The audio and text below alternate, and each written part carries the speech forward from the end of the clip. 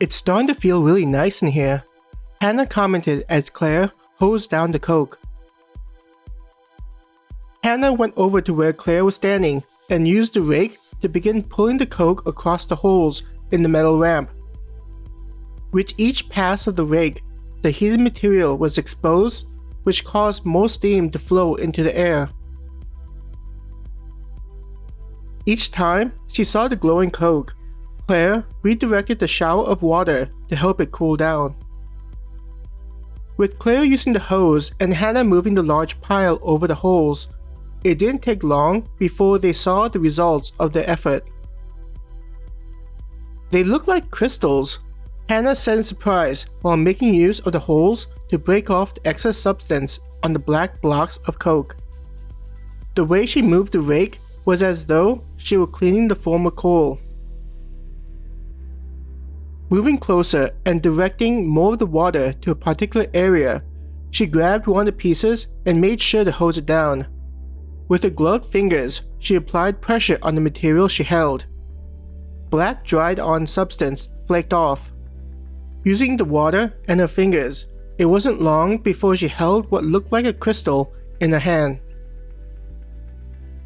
"It really does look like a crystal," Claire remarked to Hannah as she tossed the coke to where the rest were being raked by Hannah. Seeing the pile was now gone in front of her as Hannah took care of the remainder, Claire went to the other container. Pushing it closer to the ramp, the coke inside was soon dumped onto the metal surface like the previous batch. With the wet metal surface, there were several hissing sounds as the slightly reddish blocks were quickly cooled. The hissing increased as the water was poured over it. It wasn't long before Claire moved to the container of the energy-infused water and closed the valve to cut off the flow to the hose. Now that the coke was fully cooled, Claire went over to the ramp and began removing the remaining pieces over the holes to clean them. The process was a little slow, but it was key for the excess material to be removed. "It comes off pretty easily." Claire looked at how the substance easily broke off with little effort. "I had thought we'd need to use more water, but from what Dragny said, the water was just to cool the coke and have it absorb the energy. Using the water to wash away the substance would probably be a waste of guild points, I guess." In her mind, Claire thought making the coke would be messier, but it was a surprisingly clean process. The substance didn't even stick to her gloves.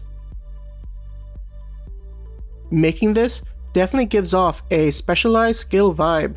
Like, not everyone would be able to do this easily, and probably why we can sell the coke to the guild, Hannah said as she moved one of the empty containers and began transferring the coke into it.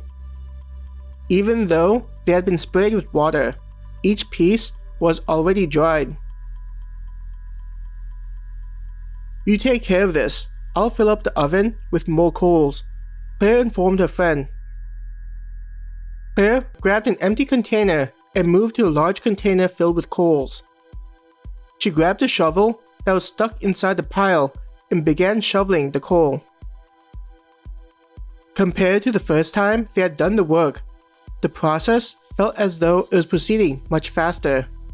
Her speed with the shovel didn't seem to be slowed down by the weight of the coal. Once the container was filled, she pushed it to the oven. Grabbing the ladder and positioning it to the section she wanted to access, the large container was soon lifted to the top. Balancing it, Claire opened the hatch. Carefully, not to spill the coal, Claire dumped the black carbon into the oven.